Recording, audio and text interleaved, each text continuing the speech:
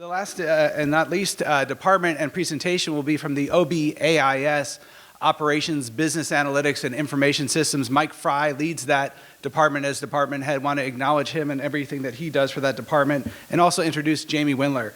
Jaime is assistant professor of OBAIS in the Lindner College of Business here at the University of Cincinnati, PhD in Information Systems from the Sam Walton College of Business at the University of Arkansas.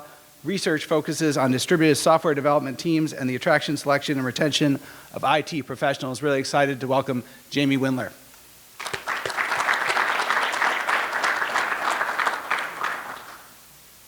Thanks, Dan. And thanks for allowing me to present my research with you today.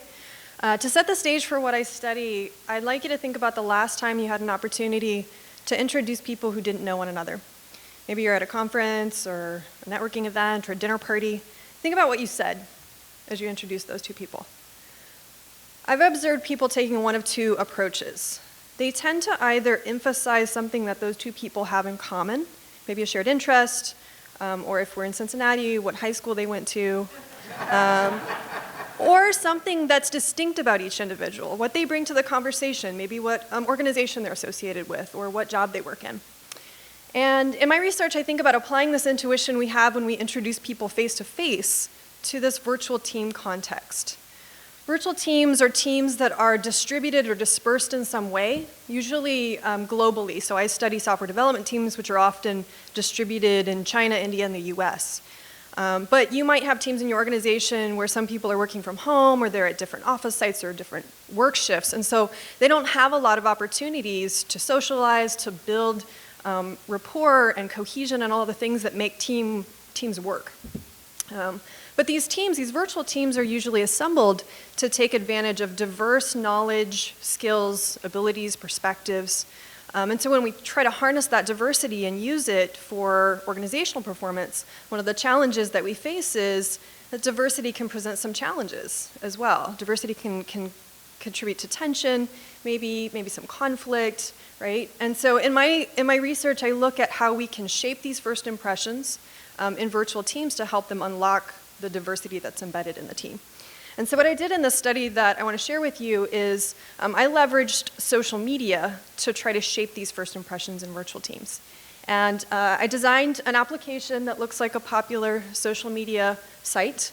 And I had the people in my study fill out a very lengthy profile about themselves. I put the people that participated in my study into one of two groups. Either they saw information about attributes that they shared, what they had in common. And my thought was that maybe this would help overcome the tension that diversity creates by helping people find common ground. But the risk that this approach presents is that it can lead to groupthink, it can lead to echo chambers, can lead to people being hesitant to voice disagreement. So I also put teams, a condition of my study was to put teams together where they only saw information about what they had, what was distinct about each member. So they were exposed to their diversity. The idea being that maybe they could harness that diversity for team performance, but the risk, again, is that the tension and the conflict that diversity can create might impede their performance. So I had the teams in these two conditions perform a variety of tasks. They did planning tasks, brainstorming tasks, puzzle-solving tasks, and then I looked at their performance, trying to predict which condition would achieve higher performance. And what I found is that the teams that were exposed to their similarities far and away performed much, much better than the teams that were exposed to the diversity. And what I concluded from that was that diversity is a good thing. You know, the knowledge, skills, abilities, these are good for creativity and innovation. But to help teams unlock those benefits, they first need to find areas of common ground. They need to develop that teamness, that cohesion.